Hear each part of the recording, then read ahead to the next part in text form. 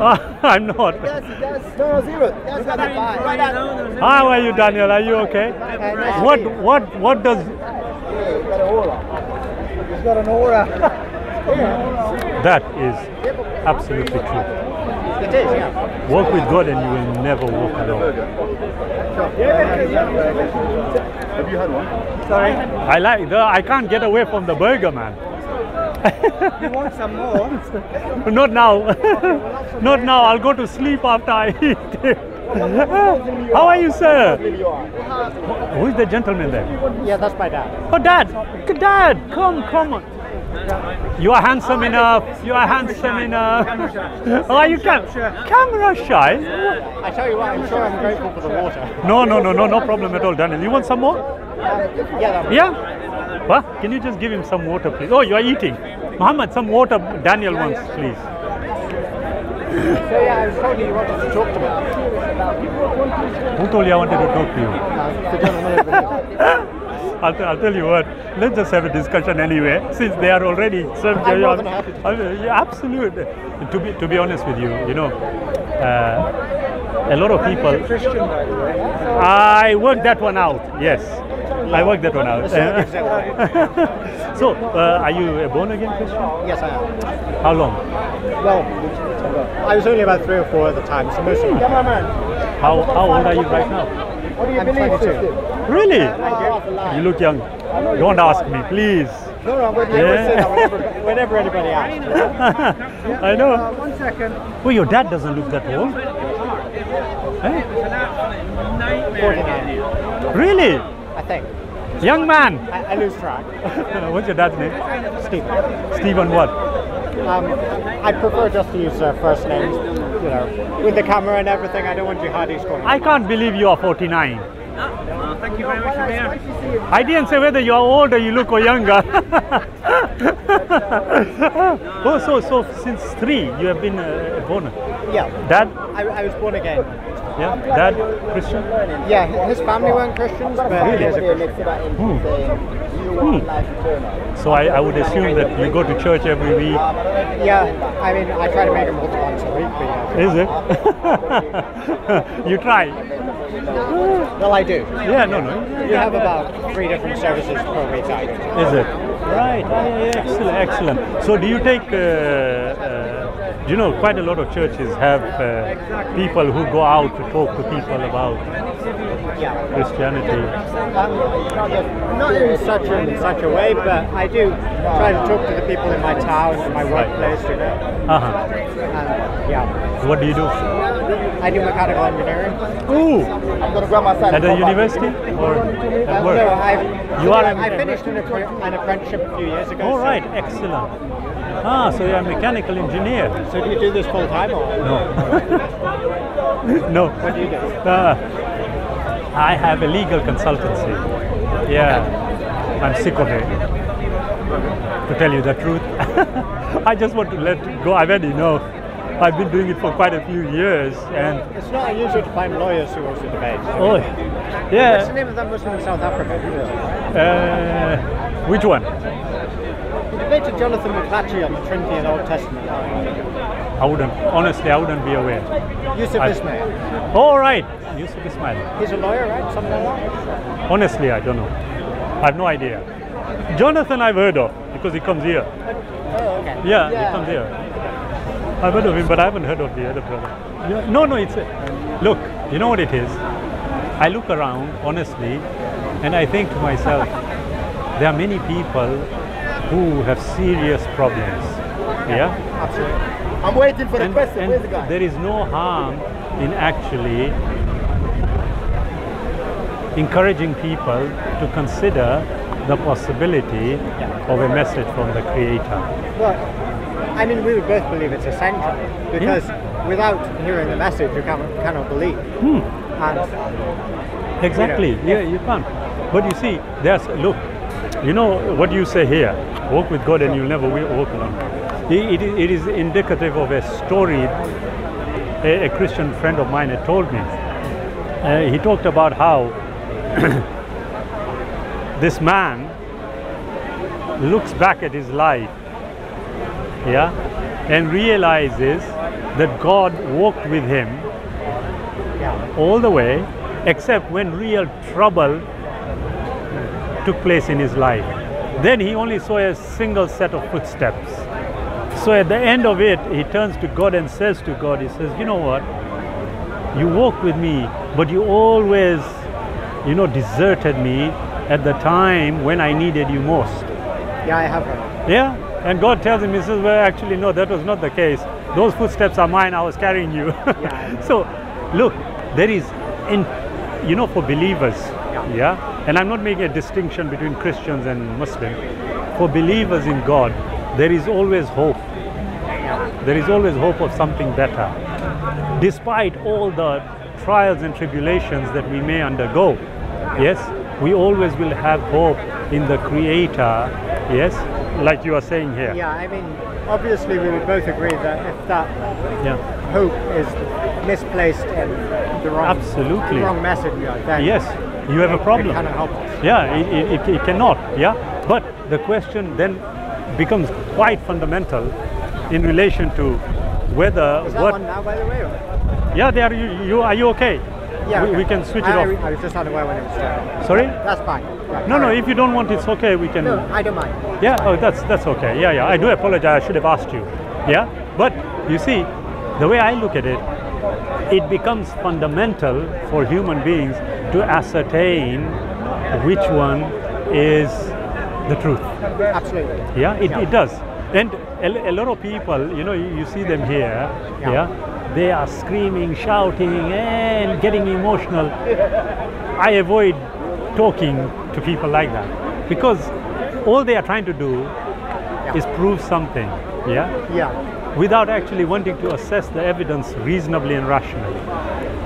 And to me, my first point of call is always, I can say I believe X. You can say you believe Y. Sure. And all I say is, Daniel, it is Daniel, isn't it? That's correct. Yeah? Daniel, why don't we just look at the evidence, which should be independent of me and you, right, and what I believe and what you believe. Yeah, more or less. That's how. You see, if I say, without us pulling punches, we are reasonable enough, if I were to say, okay, Daniel, I say Jesus Christ is a mighty messenger of God.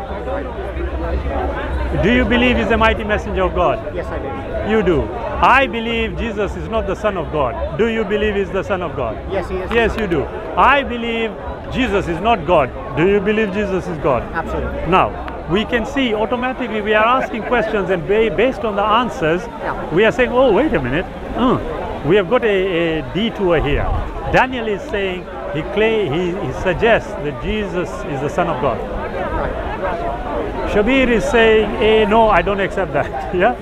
So, but it's logical. We will have our perspectives. Yeah, and there's a reason for that. Because what I believe is based on the Bible, and what you believe is based on the Quran. Yeah, true. Now, the way I look at it, because I'm very uncomfortable with the word belief, to be honest with you, and the word religion. Because they have connotations which don't necessarily give you the true picture. Yeah, some people use that to imply that it's without evidence. Which exactly. We would both believe. We would both. That's wrong. Yes, on evidence. Exactly. Now, you see, a lot of people don't seem to. My core religionists, I call them. Like I said, I am uncomfortable with the word, but for want of a better word or expression, core religionists will always shy away from the issue of evidence. And I'm saying, no, you shouldn't do that. What is wrong? You are basing what you accept to be true on the evidence. Right. I'm assuming. Yeah. Hey, sorry, Dan. Okay. Look after yourself, inshallah. Yeah, and I will definitely keep in touch now. I'll ring you. Okay. So, I would say, look, Daniel, if me and you were called to a site and there was an engineering issue, okay, we would assess it. We would look at what the potential problem is. Based entirely on what our experience tells us, it might be beyond our remit. And we say, right, you know what, we need a senior engineer or a group of engineers to come and try and work out what has gone wrong here. Like that bridge in Italy that unfortunately collapsed a few weeks ago. I think the problem is that we have to admit that our beliefs are very closely connected to us emotionally. You know? Yes, like, of course. Like that. Of course they are. Like there are Muslims who will say, "I know the Quran is true. When I read it, I get this feeling." You know? Yes, yeah. And I've heard Christians say the same thing about the Bible. Yeah, true. And you can decide that. Yeah, absolutely. But you know the way I look at or it. based on if a cat steps on the Quran. You know? Some weird things go on and strange things are said. Agreed. But look, this is what I said, Dan. If I were to come across something which is important, I would say, right, let's assess the evidence reasonably. Yeah. Now, I look at the Bible, I look at the Quran, look at the Hindu scriptures, the Gita, and the others, the Upanishads, etc. You look at these others, and you think every one of them is making a claim. Yeah, a claim to what? A claim to the connection to the Creator. Yeah. Now, I hit an impasse, yeah, myself, yeah, which I want you hopefully to clear. I look at the Hindu scriptures and they talk about the potential for the Creator incarnating Himself in the form of a created entity, whether it be a human being, an animal, etc. Well, then Christianity would teach that Jesus can enter into creation, enter into a created human body. That God can do that. God is not somehow unable to do that. He is powerful enough to enter into a created human nature. However, when this takes place, if it were to take place, which obviously Christians believe still, yeah, it did. He would not cease to be God. He would add to himself a human nature, a human being, but nothing would be taken from what he was intrinsically as being deity. So he is both divine and human. He doesn't lose his deity in becoming a man. Yeah. And he doesn't lose his humanity in staying God. Right. So he is both man and God. So I see what you mean. Like you will be familiar, of course, with Acts chapter 2. A man approved of God by miracles, wonders, and signs. Yeah. Obviously, Christians believe this because they believe that Jesus was a man. But this is completely irrelevant as to whether or not he was God in addition to being a man. Yeah. Because we believe that both are true. Right, I see what you mean. But, like I was saying, there is no precedent according to Christianity or Islam in relation to God coming down as a created entity. But now the question is, I agree. But the question therefore arises that when the Hindus make the same claim, why should we discount their claim? Well, how about just because there's no evidence for it? There's no, How do we know there's no evidence? And what kind of evidence would we need to seek to determine a human looking like a human being God? Well, if a man rose from the dead and he claimed to be God, I would accept his claim as being true. Right, okay. Because God must approve of what he says, otherwise he would not be raised from the dead. Okay. So if Lazarus is raised from the dead, does that make him God? No, of course. Why not? Because that's the standard we are using.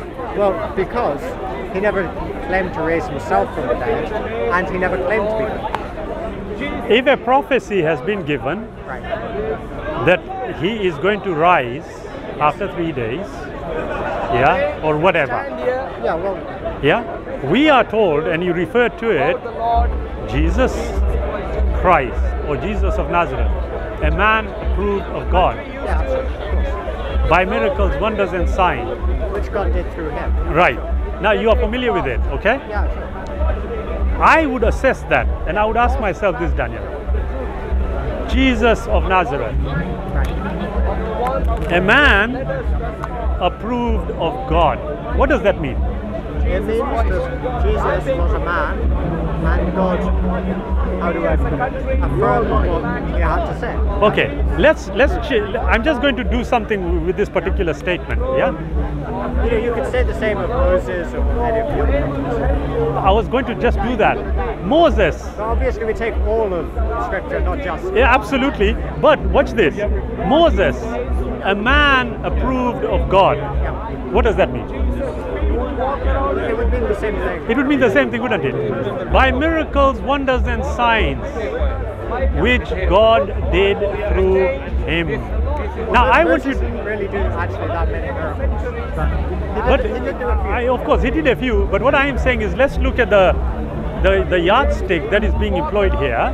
So, if we are told Jesus of Nazareth, Moses of Midian, I'm just putting it in. Okay, a man approved of God. A man approved of God by miracles, wonders, and signs. By miracles, wonders, and signs, which God did through him. Which God did through him. What's the difference? Well, the difference is that Moses never claimed to be God, and Moses didn't claim to raise himself from the dead, as Jesus True. did when he said that after 3 days, Yeah, you know, agreed. destroy this temple and in 3 days I will raise it again. Yes. But the statement that we are reading has nothing to do with that. No. I'm I saying, said what would that the difference be? Jesus, he was a prophet, he did Yeah. many mighty wonders and signs. Absolutely. And he did these signs in the power of God. Yeah, He of did- course. Yeah. You know, he Yeah. said, of my own self I can do nothing, John chapter 5 Yes. verse 30. So Yes. he did these things with the power of the Father. He Yeah, didn't of do them course. out With of himself. the question is it with the power of the Father or with the permission of the Father? Which one? Both were true. Sorry? Well, I would say that he did them out of the power of the Father because of John 5 chapter verse 30. I That cannot one's- myself, own self do nothing. When he says, I can of my own self do nothing, as I hear, I judge. And my judgment is just because I seek not my will, but the will of... The Father. Right. And because Jesus is spoken of as being a perfect example, Yeah, okay. so he wouldn't Yeah. he couldn't be a perfect example. Yeah, sorry. Yeah, no, I He couldn't I be a agree. perfect I know what you mean. example Yeah, if He was doing things which would be impossible for a man to do. But you know what I would suggest to you, Dan? What the Creator is doing, no human being can do. Yeah, unless that human being were also a divine person. But I am saying to you, if the Creator gave you the ability to undertake tasks which are seemingly, humanly, naturally impossible, does that make you God? It doesn't, does it? Now, if you take that logic to its conclusion, the way I'm viewing it, yeah? Of course, the Christian belief that Jesus is God is not based on the miracles that he did. Yeah, of course, yeah. But if we were to take it on on an evidential basis, you see the way I look at it, Daniel, Jesus Christ says, yeah, X, Y, and Z. We then have to decipher it, yeah, like anything else, not only his, yeah. So I'm looking at this and saying, wait, Jesus Christ always sought permission from the Creator. Whenever he wanted to undertake a seemingly impossible task, he sought assistance from the Creator. One of the examples is in when he was bringing Lazarus back. He himself says, he says, Father, I thank you that you have heard me. It was not the case when he said he would raise himself from the dead, though. No. Say that he would I agreed. But you're right, Dan. But I lay down my life for myself and I have the power to take it again. I have the power. Yeah. So right. In that case, because it was after his death, after his ordinary earthly life, Yes. he was no longer limited to the ordinary human capabilities. He was able to take his life again. Right. Okay. I see what you're following. Yeah. But what? But before that, before he died, then he was acting as a man with the power of the Holy Spirit. Yeah. Okay. Which is per Acts 2. Yeah, I understand. Which is understandable. You see, I'm looking at it from an angle here of what the Bible says. Right. So if I were to say to you, okay, Jesus Christ,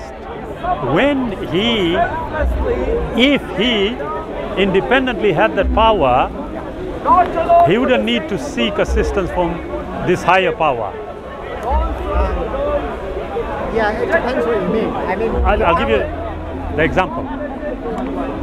In the case of the resurrection, yes, he said that I have the power to lay down my life and I have the power to take it again. Okay. Are you familiar with that verse? Yes. But in other cases, such as the raising of Lazarus, he worked instead through the power of the Holy Spirit, who was God. And he was not doing that out of his own power as God, but he did that through the power of the Holy Spirit. And as such, he serves as an example for Christians to follow, because we too have the Holy Spirit dwelling within us. As it says in John chapter. I see what you mean. No, you see, Dan, this is where, like you said, if I were to assess things the way you are viewing them, then I would say to you that the book of Acts chapter 2 that we were referring to is post his life on earth. Yeah, that's right. Okay. But he's speaking about his life. But this is what I'm saying. So if I were to say to you, wait a minute, the book of Acts actually is taking into consideration the whole of Christ's life, and logically speaking, everything that Christ did, which we would have considered to be unique. Right. Yeah? Am I right? Yeah, I mean, there are a lot of things which Jesus did that other prophets did too. Yeah, there are parts of it. True. No, but what I'm asking, Daniel, is if we take the narrative as you are seeing it, and it's the way you are seeing it, then the book of Acts post-dates his life on earth. And so, when it says, a man approved of God by miracles, wonders and signs, then I would suggest to you that anything that Christ did that was out of the ordinary would be with the permission of God. If that be the case, and looking at post his life, then everything Jesus Christ did, which, like I said, was out of the ordinary, was directly as a result of the Creator doing it, using him as a medium. So any association to any statement which we can now consider to be him claiming to be God should really be looked at in the context of how the book of Acts has seen Christ. Well, of course, Christians, as I said at the beginning, believe that Jesus was both God and man. Yeah. So to say that he was a man approved of God by miracles, wonders and signs proves one thing. It proves that he was a man and that he was a man who got approved. This has no relevance to whether he was God as well. Can I just add a third element to what you said? You see, it says Jesus Christ, it confirms he was a man. It confirms that he did and said things that were unique, which no normal human beings would be able to say or do. Am I right? Yeah, without the power. Okay. But the power of God comes in the third section. I accept that as the power of God working through. Because but he doesn't say that. There's a crucial difference here. Which God did through him. No. Exactly. You see, when it says which God did through him. Now, we've got to accept that when this statement is being made by whoever made the statement, they made a clear distinction between Jesus Christ, the man, and the supreme creator God. Yes, that's because God is more than one person. So there's more than one person who can be referred to as God. Right, I see. I can see the point. But before we go to the more than one person, yeah, sure. I mean, I've already brought up the verse where Jesus said that he will lay down his life and take it again, and he has the power to do that. Yeah. As a Muslim, you would of course reject the idea that Jesus died or that he rose from the dead. Yeah? No, like I said at how would you explain it? Daniel, like I said at the start, what I don't usually do is hold a position and say that's it. No, I don't do that. What I am saying is, look, if we were to say that Jesus Christ was a unique individual, I can agree.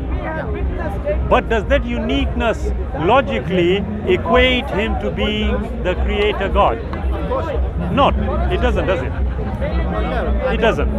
Christianity has never based their belief in Jesus' deity on the fact that he is unique. Exactly. It requires far more evidence than that, which we find in the Bible. I'm so glad. You see, you rightly pointed it out. Far more evidence. I am saying exactly that look, if we consider the evidence for what it is, should it give us the same picture? I am saying, well, respectfully, it's not giving me the picture that I am hearing from my Christian brethren. So, if I say, for example, he says, Father, I thank you that you have heard me. I know that you always hear me, but because of the people that stood by, I said it so that they may believe you have sent me. Now, when he says, I thank you that you have heard me, what did he ask for? I've asked this question quite commonly here. Yeah? What did he ask for? It seems reasonable to me that he asked for Lazarus. It is reasonable. I mean, I don't think it's stated. No, I agree. It doesn't. It would make sense. But it would make sense that logically speaking, he sought permission to do something that no normal human being can do. Or maybe he just asked God to do it. Whichever way, it was God who did it. Yeah, you're right. You're right. He says, "Yeah, look, please help me in this one. What do I do?" Yeah, we are making it up because it doesn't explicitly say that. Because I believe in Jesus being who he was in Christianity. Yeah. I wouldn't accept that he would say, "What do I do?" No, of course not. Like I said, we are just making it up. Because I believe that he did always the will of the Father. Absolutely. And in doing that, I don't. Because he is one in purpose with the Father. Then he wouldn't be at a loss for. I understand, of course. But Daniel, I've always thought about this. And you are a reasonable individual, and so I'm just going to ask you straight. Would it make a difference to you if you viewed Jesus as just a mighty messenger of God? Yes, of course. Why? I could no longer believe the Bible to be true. Why? Yes, because in the Bible he is spoken of as being God. No. I'm asking you that if I looked at the Bible, yeah, and I told you, well, actually, you know what? If you assess it, it clearly shows Jesus Christ to be a mighty messenger of God, nothing more, nothing less. Why would it make a difference to you? It would make a difference. Would it stop you worshipping the Creator? What do you know about victories? I don't know, because if that was the case, then I wouldn't believe that the Creator would love me enough to enter into creation to become my Saviour. Okay, excellent. So would I worship a God who was there, but so aloof and who never came down so do you, to redeem his creation?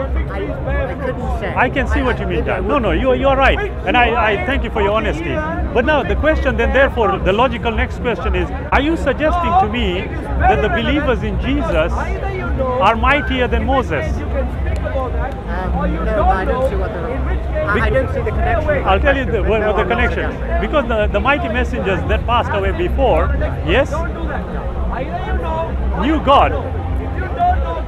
Yeah? And what they did, worshipping of the Creator, was without this element that you are talking about with Jesus. I'm not sure that's the case. Mind if I show you something? Yeah, sure. We are here to learn. In Genesis chapter 16. Yeah. A messenger from Can you just move back a bit? It's okay. Thank God I can rest on my... Are you familiar with Genesis 16? I'm familiar with the whole of the Bible, yes, but which particular aspect are you going to? Now, this Genesis chapter 16. Yes. And a messenger from God. You know that the word angel in the Bible simply means messenger? Yes. An angel from God, a messenger of God. Yes. Claims to, it's okay, don't worry. It happens. Yeah. He claims to be deity. Yeah. And yet he is a messenger of God. Okay. So you have two persons, God and the one who is sent, yes, who are both deity. Okay. Very similar to the Christian God. Right. That's the understanding. Can you read the verse? Yes. What does the verse actually say? So you have, for example, in was able to demonstrate power over all sorts of things. For example, in verse 13, she called the name of the Lord as Yahweh, Jehovah, okay, who spoke to her, you are a God who sees. For she said, have I even remained alive here after seeing him? Referring to God. Okay. So she says that she saw God there. Therefore the well was called Beer Lahai Roy.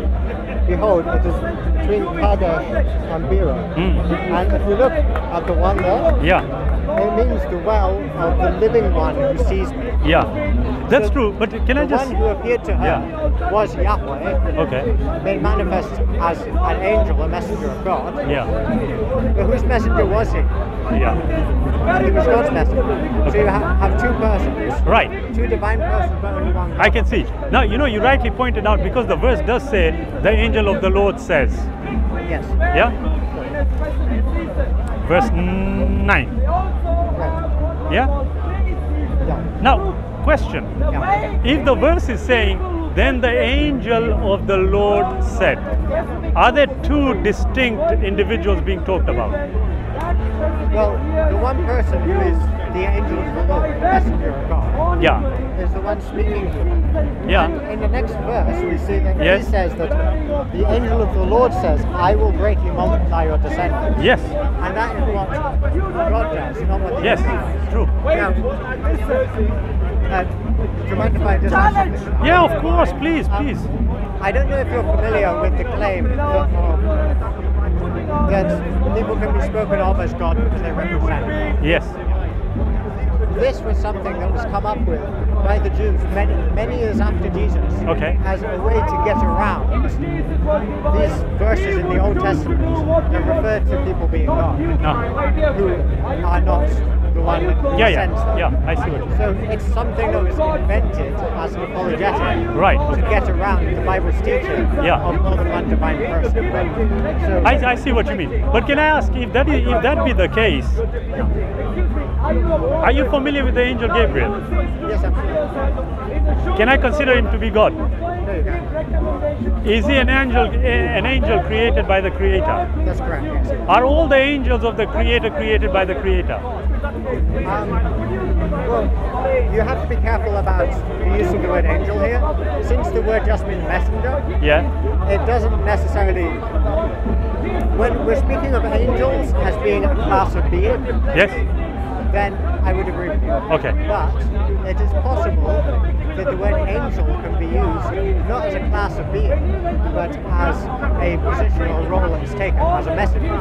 Okay. So, and obviously, I wouldn't agree that all messengers are created by God. I see what you mean. But Because wouldn't that? messengers that claim Yeah, to be I see. But wouldn't that make a difference then if we say, the angels who came to Abraham and Lot? right. How many were there? There are three messengers. Okay. Were they angels? They're all spoken of that way. Yeah. So, I Now- mean, you can.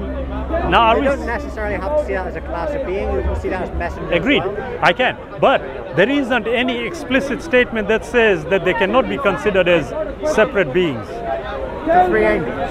Angels in the Bible. Yeah, it seems reasonable to think they were separate beings. Yeah, it does. Yeah, it's quite reasonable. So the question therefore then arises is this, that if the angel of the Lord said something, and we are to take the narrative from Genesis to Revelation of what angels constitute, okay, then the question therefore arises again. He said, the angel of the Lord said. Question here, because what we are trying to discuss here is the issue of deity, because that's what you had mentioned. Yeah. Now I know that wherever the angels have been mentioned, there is no explicit statement considering them to be deity.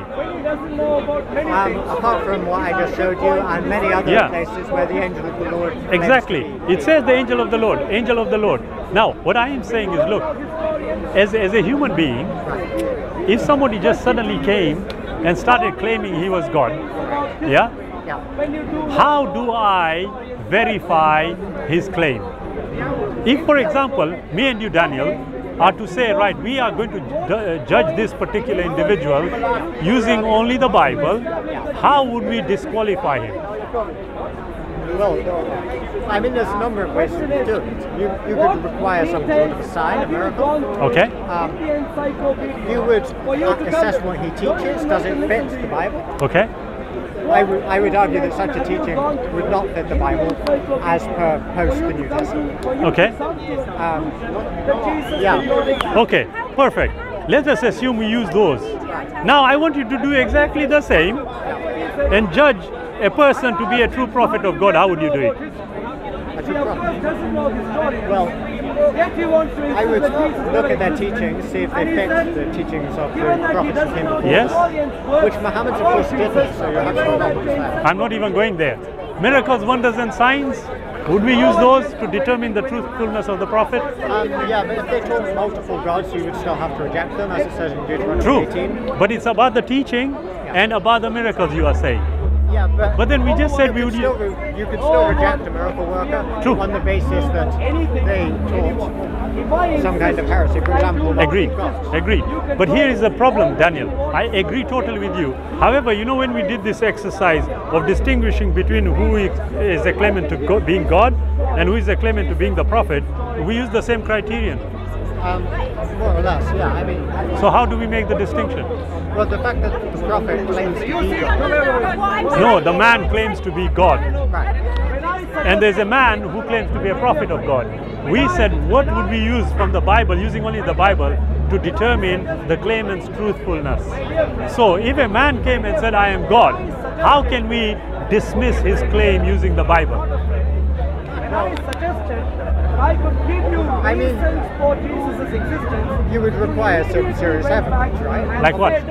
You could only give me Well, Using the you would Bible, require that- what would we use? You would require that everything that he teaches would be in keeping with what the Bible teaches. Go back to the And previous so, point if he I claims raised. to be No God one in can flesh, then he prove has to anything fulfill the to anyone. criteria for the second There's coming of only one Jesus, which is field that every eye where shall see proof him to exists. be his likeness. No, I didn't say that. What I am saying is, if a man just came and claimed to be God, Right. what evidence would we seek from the Bible to dismiss his claim? I can precisely do that.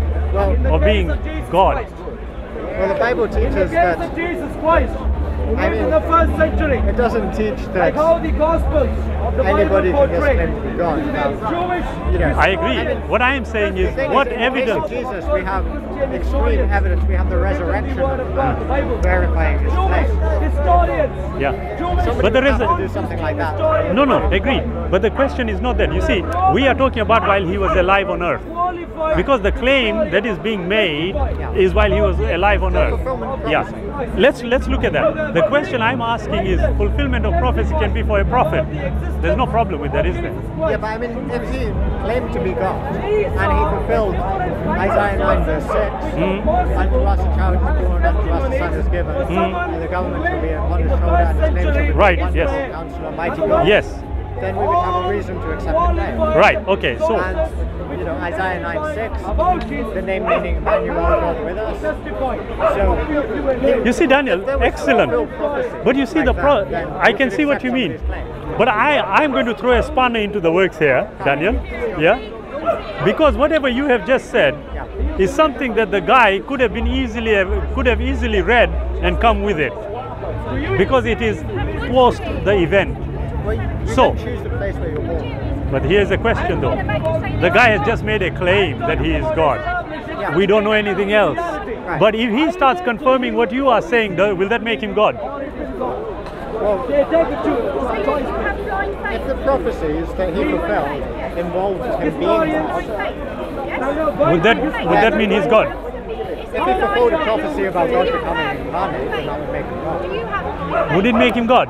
If he fulfilled a prophecy about God entering into a human nature, Excellent. then it would be a Excellent. Is there one explicit verse that tells us this? Well, yeah, Isaiah 9 verse 6. What does it say? It refers to Jesus as being mighty God, eternal Father, learning history Prince of Peace. is going into blind. Just read the verse. Isaiah. Yeah. Anyone studies history in university here?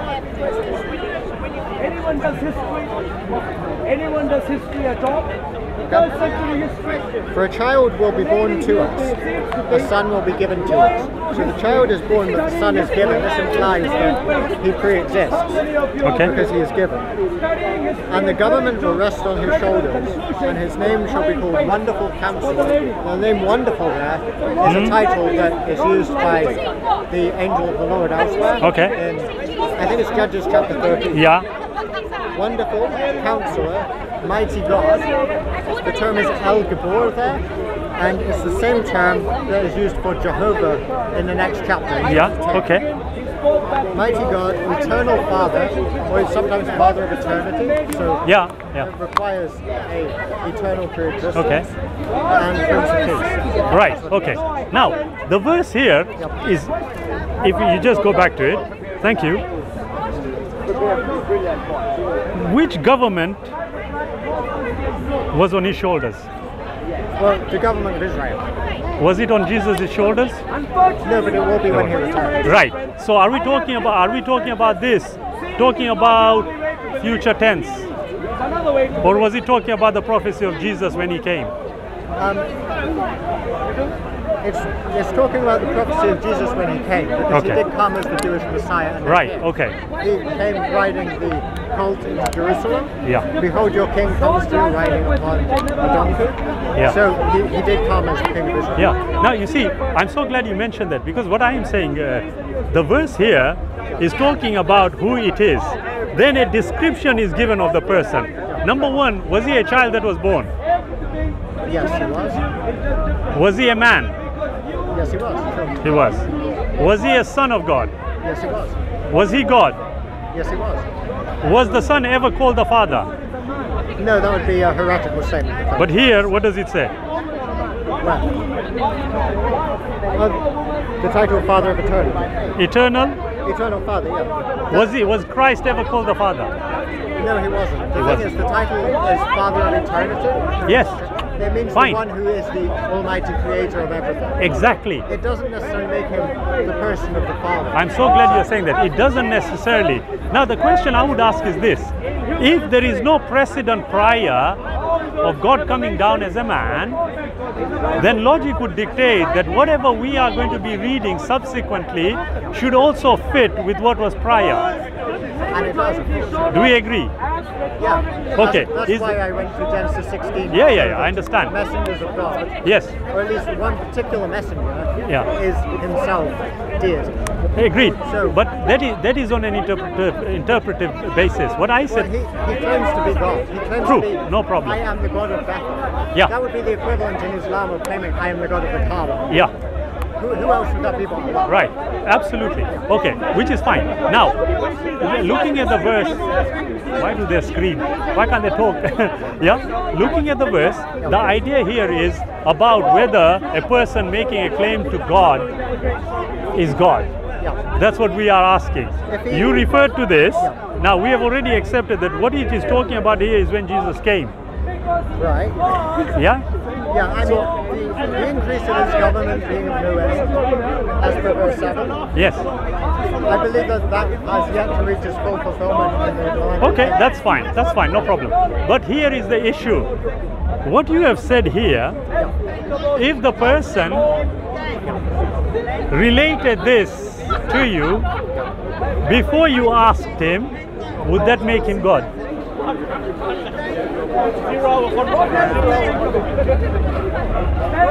In other words, he fulfills prophecy before you even question it. Will that make him God? If he said that he fulfilled this prophecy, yes, I would accept that as a claim to be God. And if, after checking whether he actually fulfills the prophecy, excellent. I would accept or reject. Brilliant. You would look at objective evidence to establish whether a man is God. Yeah, the evidence of fulfilled prophecy. Is that what you do? Yeah, I would consider prophecies in the Bible as the kind of objective evidence that would be necessary. Right. So a person just claiming to be God is not sufficient. Well, no, not without. Not without evidence such as prophecies being fulfilled. Excellent. Now you see, if the prophecy is not fulfilled, then what? I'm sorry? If a prophecy is not fulfilled, does that exclude the person from being God? Yeah. I mean, so that's a good one. I like that. I mean, it depends. Cut. When you say the prophecy, maybe they fulfill a different one or something. But if there's no is this one-on-one or is this free-for-all? It's a one-on-one. And then we can have a conversation. It's a one-on-one. It's just us at the moment. Just us. Just a few minutes, and then we can have a conversation. Yeah. What's your topic? We're discussing Jesus claims to be deity. Divinity. And the Muslim says no. No, I haven't said no. You're a Christian. He's a Christian. He's a good Christian. I'm a Muslim. You know, this is like the bird. You're the bird and he's the fish. No fish can tell a bird how to fly. It's impossible. Well, the thing is, what we have here is he's got some sort of a scout going out looking for an easy target and drags me over here to... Daniel. I'm joking. No. Wait a minute. Do you seriously think that? Because you will notice when you came, I said, I didn't ask. Yeah, I'm joking. Right. No. That's not right. And as far as the brother and what he just said is concerned about a bird and a fish, yeah, on a literal level, we know he doesn't mean that. Yeah, and if it is figuratively speaking or any other way, he's entitled to his opinion. But if we can go back to what we are saying here, I don't mind. Excuse.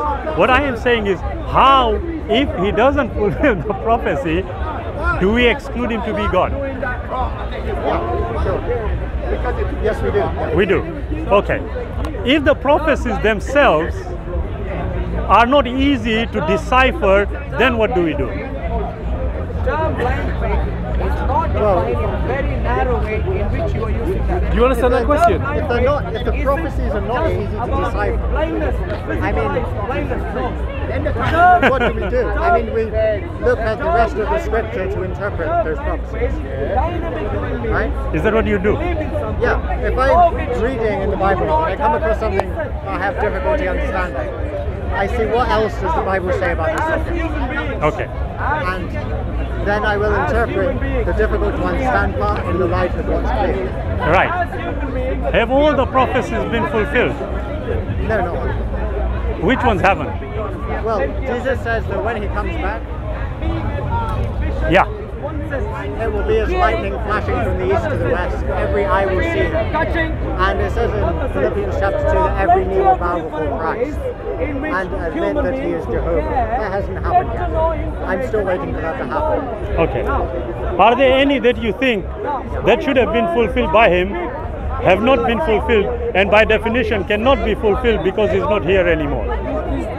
No, because I believe he's coming back, as he said he would. Sorry? I believe he is returning as he said he would. So Yeah. I can't say that they You cannot believe be. Jesus Christ is returning, right? So the question is this: if I needed to exclude the guy and the prophecies are yet to be fulfilled, how do I exclude the guy from being God? Well, the question is the prophecies that he claims that he does fulfill. Does he fulfill those ones? That is Jesus, isn't it? Right. I didn't ask you that. I said, look, if me and you were looking at this gentleman and this gentleman claimed to be God, using the Bible, how can we dismiss his claim to being God as a man? Well, the Bible says so. ask the person in question, what prophecy do you fulfill? And if they point to the prophecy, you examine the prophecy and see, does he in fact fulfill what he said he would? Okay. And if that prophecy includes his claim to be deity, Did Jesus prophesy about his own death and resurrection exactly, yeah. in all four Gospels? Yeah. Was it accomplished? Absolutely. I mean, in John, Yeah. he says, destroy this temple and in 3 days I will raise it again. Can I just, And he does. That's the kind of evidence right, I would accept. agreed. But you see, we have already discussed this, and I said to you, look, if it says Jesus of Nazareth, a man approved of God, Moses of Midian, a man approved of God, what's the difference? I asked you that. We said, well, if we look at it that way, there's no difference. Yeah, There isn't. obviously. The difference is By Jesus miracles- said that he was God. And Moses That's did good. not. That's good. Excellent. Now you agree with me. That's good. Okay. Jesus Christ, a man approved of God. Moses of Midian, Yeah, a man okay. approved of God. One second. There's a very important distinction here. By miracles, wonders, and signs, which God did through him. Yeah. By miracles, wonders, and signs, which God did through him. What is the difference? Well, if that's all the information that you have, Yes. then there is no difference. There is no difference. Excellent. The You extract one verse and you try to build a theology around one You verse. need Excellent. additional information, Yeah. which makes the difference. Excellent. Okay, on that basis, because we are talking about man God, yeah, a man considering himself to be God. I mean, God-man. I don't like man God because it makes it sound like he is part God and part man. But that's So God man is what? Ask about John 1:1 and John 1:14. What's God man? Thank you. yeah. The point is, What would the I difference don't- be?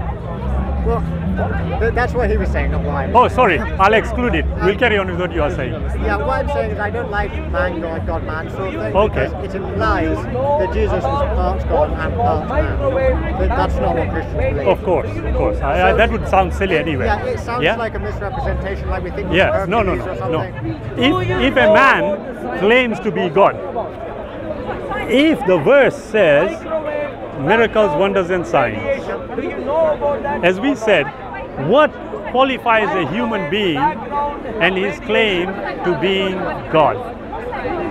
If we look, and I did say that if we look only from the Bible, how do we exclude him? Now, what you said then, you said, well, I would look at the prophecy. But that would be implying that we are talking about this man claiming to be Jesus. And I didn't say that. I am saying if a man just came and made the claim that he is God, how, using the Bible, can we exclude his claim? So you're talking about somebody who has Yeah, that's what I said consistently. no prophecies about that. That would be Jesus, according to your He understanding. has prophecies about him. No, this I'm asking you. If the criterion we are using is the Bible, the prophecies you are talking about are specifically related to Jesus. Yes, they are. Yeah. This guy has just made a claim that he is God. I am saying, using the Bible, now we can't use the prophecies because you know they are specifically in relation to Christ. Yeah. So, But you're if basically this saying guy, if that kind of evidence was not there. it's a strange place sometimes, don't worry. Carry on. So you're saying if this kind of evidence did not exist, then I would not accept the claim. It's because of this kind of evidence that I accept that Jesus is God. Because it Excellent, exists no in that problem. case of not- Excellent. But that is again Jesus. I just said, look, if a man came making a claim, I think I've answered your question. no, that's fine. No, let me make it a bit more explicit. A man comes and makes a claim that he is God. Right? Okay? When I asked you, how do we exclude him? How do we dismiss his claim using only the Bible? You said we would look at the prophecy. I said, yeah, but that is basing on the understanding or belief you have that Christ is going to come again. Yeah? I'm not asking you that. I'm asking you, any Tom, Dick and Harry man comes and claims to be God, how can we use the Bible and exclude him? What evidence? What evidence? Said it over and over again. One second. What evidence can we use to dismiss his claim? The lack of prophecies about that verse. Okay, right. But So, he said that to you 5 minutes ago. 1 second. You see, the prophecy you are referring to is on the basis of Jesus Christ. I'd like to have a discussion afterwards. Yeah. I'm saying Yeah. that there is this lack of information. Which Sorry? if there is a lack of prophetic evidence, Yes. I would reject that verse. Right, excellent. Now, question. I did ask you, is there any precedent prior to Jesus Christ of somebody else, God coming as someone as another human being? No. Because There is an angel of the Lord. But He says in person somebody else. That's what he's referring to, another man. I not as a human. I said to you a precedent. Now I'm sure you are familiar with the word precedent. Yeah, God never became So if incarnate. so if the Hindus are claiming he did, do you exclude it? It's a wacky combination. Yeah, It's gone I would, nuts. of course. It's gone nuts. Of Sorry. course I would, yeah. Why? Because of their lack of evidence. Well, you see, there is a problem here because the prophecies you are relying on will post-date that event. So you can't Your use prophecy. interpretation, or is that factual? No, according to logic. Which logic? Yeah, Isaiah yours. is prophecy. Well, you're the one that said it. So the question is this: if a person is predating the evidence you are relying on, how do you judge that person? I would judge that person not to be God unless they can produce Series 7. Like what? And that's the question I asked about the Bible. I've said that they would have to produce a prophecy from before that to show that they were in fact fulfilling the prophetic criteria. This is the issue, Dan. You see, the criteria you used now, you want to use on everything and everyone. Yeah. Why? Well, Because remember, their scripture is not the Bible, is it? Yeah. Question is, if it predates the criterion you are using, how do you judge that person and exclude that person on the basis of evidence? So you know what I mean? Basically, I come and I say to you, Daniel, I am God. Why would you exclude me? You would say prophecy. I say, okay, no problem. Show me a prophecy. Show me the prophecy that you fulfilled. Show me. Now. I don't. Where were you born? You see, Dan. Is there a prophecy saying that? Where were you born? This is excellent. Okay. I'm saying that this person will be born here. He will come into this place. He will be rejected at this time, as per the book of Daniel. He will be nailed in his hands and his feet, as per Psalm 52. You know, all of this stuff. I would be asking you, show me the scriptures which speak about you. And if you cannot show me any, I would reject your claim. You see, Dan, I agree with everything you have said, but what I think what I'll do, forget about going over, I'll bring it to here. If I were to say to you, Dan, everything you said is in relation to a man that was going to come. Do you agree with that? You mean was going to come in the future from where we are now? According to all the prophecies you referred to in the Old Testament, are talking about a man who was going to come. Jesus Christ. Do we agree? Right, okay. If you go one further, question is this: any of the Old Testament Genesis to Zechariah, is Jesus specifically mentioned? Of course, not by name. Sorry? Of course he is mentioned, but not by name. I did ask you by name. Oh, by name. So what equates him? What equates him to that? The fact that he was born in Bethlehem, as per the prophecy. The fact that he was born of a woman. The fact that he was born of a woman without a father, without a human father. Yeah. That equates him to prophecy. The fact that he was called a Nazarene. Yeah. That equates him. Where was he called a Nazarene? Well, because he was raised in Nazareth, and no. Play on words from Isaiah chapter 11. You see, I'm glad you touched on that, because in Matthew 2, it talks about him being a Nazarene per prophecy. Where is that prophecy? It's a play on words from Isaiah chapter 11, where it says a branch. Isn't a prophecy supposed to be fulfilled to the dot? Why is there a mayor? It depends what you mean by to the dot, but yeah. It is, isn't it? So it can't be a play on words, can it? Well, I mean, he wasn't literally a branch. Sorry? They couldn't be expecting to see somebody who's literally a branch. People aren't branches, right?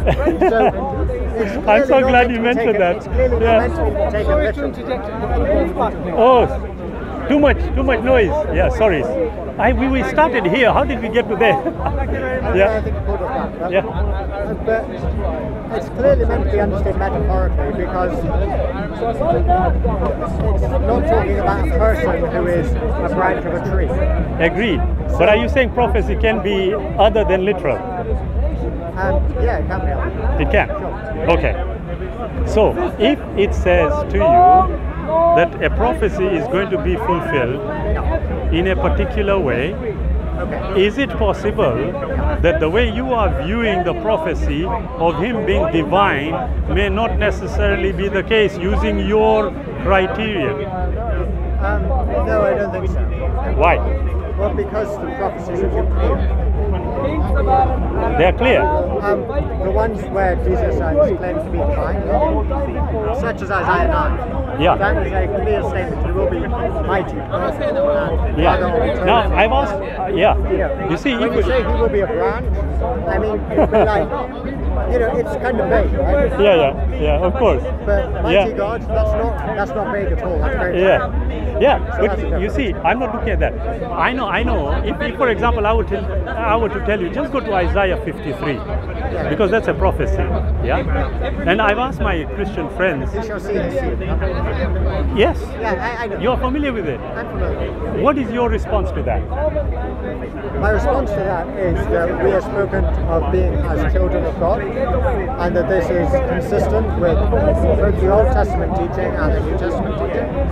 Right. So you are saying that that prophecy in Isaiah 53 is metaphorical. Well, not in every detail, of course, but so how do we know when it changes? well, because we have in the context of the resurrection of him, he will be